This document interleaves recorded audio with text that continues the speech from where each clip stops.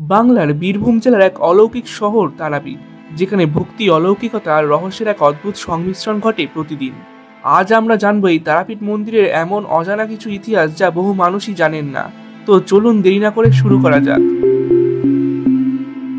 তারাপীঠ শুধু একটি মন্দির নয়, বরং হিন্দু ধর্ম তান্ত্রিকদের কাছে শক্তিপীঠ, সিদ্ধপীঠ ও রহস্যময় সাধন ক্ষেত্র হিসেবে পরিচিত। এখানকার দেবী মা তারা ভক্তদের কাছে অলৌকিক শক্তির ও রহস্যের আধার।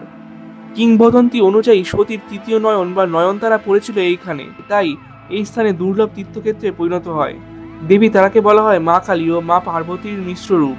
তন্ত্রশাস্ত্র অনুযায়ী তিনি এখানে মৃত্যু ও মোক্ষ জ্ঞানের অধিষ্ঠাত্রী। প্রচলিত কাহিনী অনুযায়ী একসময় বীরভূম অঞ্চলে বাবা ক্যাপা নামে এক যোগী তপস্যা করতেন, কিন্তু তার আগে থেকে এখানে এক প্রাচীন দেবী মূর্তি ছিল, যা পরবর্তীতে রামপ্রসাদ সেনের সময় থেকে বিখ্যাত হয়ে ওঠে।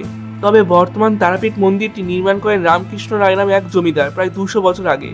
তিনি নাকি স্বপ্নে মা তারার দর্শন পান এবং মায়ের নির্দেশে এই মন্দিরটি নির্মাণ করেন। মন্দিরটি ছোট হলেও এর স্থাপত্যে রয়েছে এক বিশেষ রহস্য। তারাপীঠের বিশেষত্ব হলো এই পাশে থাকা মহাশ্মশান, যেখানে জ্বলন্ত চিতার আগুন কোনো সময় নেবে না। বিশ্বাস করা হয় এই শ্মশানে দেবী তারার প্রকৃত রূপ প্রকাশ পায়। বামা খ্যাপা, যিনি ছিলেন শ্মশানের সাধক, তিনি এখানেই সাধনা করে মাতার প্রত্যক্ষ দর্শন লাভ করেন। তিনি ভক্তদের বলতেন, তারার কাছে ভক্তি থাকলে শ্মশানেও স্বর্গ হয়ে যায়। আজও সেই শ্মশানে বহু সাধক রাত কাটান সিদ্ধি লাভের উদ্দেশ্যে। আজও প্রতিদিন হাজার হাজার মানুষ দূর দূরান্ত থেকে আসেন মা তারার দর্শনে। প্রতিদিন ভোরে ভোগারতি আর রাতে সন্ধ্যারতির সময় মন্দিরের ভক্তদের ঢল নামে।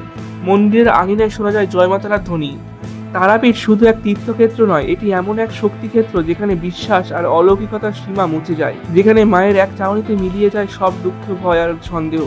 এরকম রহস্য, ইতিহাস আর অলৌকিক কাহিনী যদি তোমার ভালো লাগে, তবে ভিডিওটি লাইক করো, কমেন্টে লেখো জয় মা তারা, চ্যানেলটি অবশ্যই সাবস্ক্রাইব করো। দেখা হচ্ছে পরের ভিডিওতে।